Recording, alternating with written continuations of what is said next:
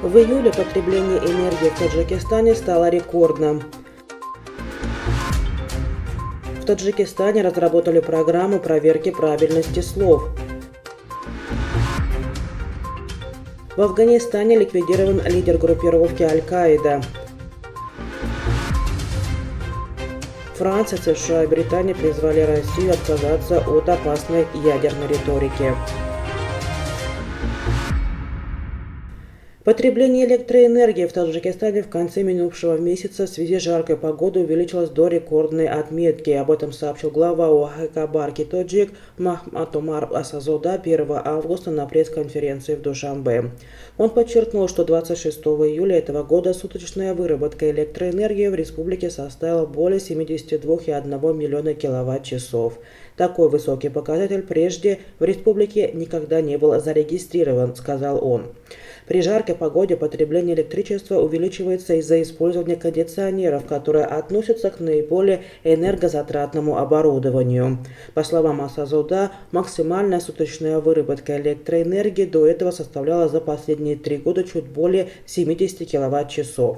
Он подчеркнул, что для заполнения главного резервуара страны Нурекского водохранилища наращивание производства электроэнергии до настоящего момента не создавало каких-либо проблем. Определенная часть воды пропускается мимо турбин Нурекской ГЭС, то есть осуществляется холостой водосброс. При этом глава Барки Тоджик пояснил, наличие дополнительных водных ресурсов в больших объемах не означает, что выработку электричества можно увеличивать. Для этого, по его словам, нужны еще дополнительные производственные мощности.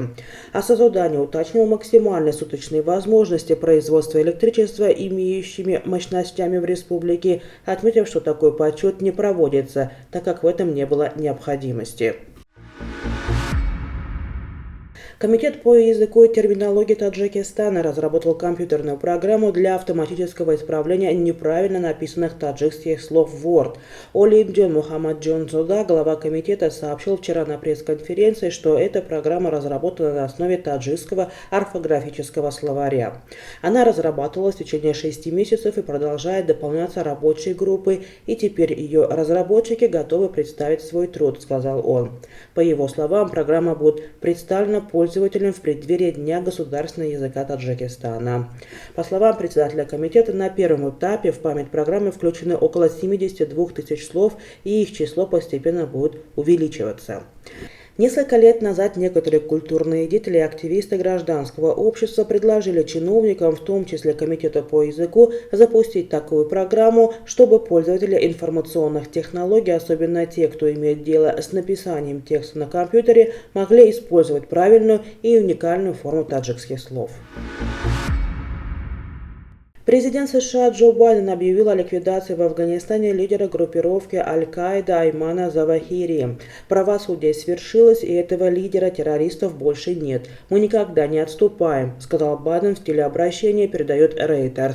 По его словам, местонахождение Завахири стало известно американским спецслужбам ранее в этом году. Он оставил за собой след убийств и насилия в отношении американских граждан, американских военнослужащих, американских дипломатов и американских интересов, добавил Байден.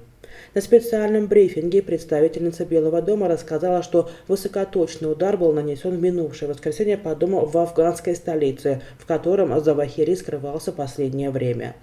Спецоперация против Завахири стала первым ударом американцев по Аль-Каиде в Афганистане с момента вывода американских войск в августе прошлого года. Завахири был признан организатором нападения на США 11 сентября 2001 года и с тех пор находился в бегах. Он возглавил Аль-Каиду после того, как Усама бин Ладен был убит в Пакистане в 2011 году, также в результате американской спецоперации. Глава внешнеполитических ведомств Франции, США и Британии выразили приверженность договору о нераспространении ядерного оружия и призвали Россию отказаться от использования опасной ядерной риторики и не допустить ядерной войны. Совместное заявление было подготовлено после их встречи в Нью-Йорке, где 1 августа началась 10-я конференция стран, подписавших договор о нераспространении ядерного оружия. На открытии конференции генсек ООН Антонио Гутерреш заявил, что мир столкнулся с ядерной опасностью, не виденной со времен разгара Холодной войны. Гутерреш призвал полностью уничтожить ядерное оружие в мире. Снижение рисков недостаточно. Уничтожение ядерного оружия – это единственная гарантия того, что оно не будет применено. Мы должны неустанно работать над этой целью, сказал генсек ООН. Отдельно выступил президент США Джо Байден, призвав Россию и Китай продемонстрировать, что они привержены ограничению ядерных вооружений. Президент России Владимир Путин в свою очередь обратился к участникам конференции и сказал, что букву и дух договора Россия соблюдает и что в ядерной войне победителей не будет.